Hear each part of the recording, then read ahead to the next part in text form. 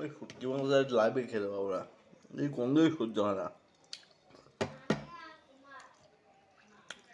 পাশের বাড়ি গাইজ শুটকি মাছ রান্না করছে আমাদের পাশের বাড়ি, গন্ধ সেই গন্ধ নাকে আসছে এই পাশের বাড়ি। আমি শুটকি মাছের গন্ধ একদম নাকে আসলে পরে পাগল হয়ে যাবে, বমি হয়ে যাবে এখন।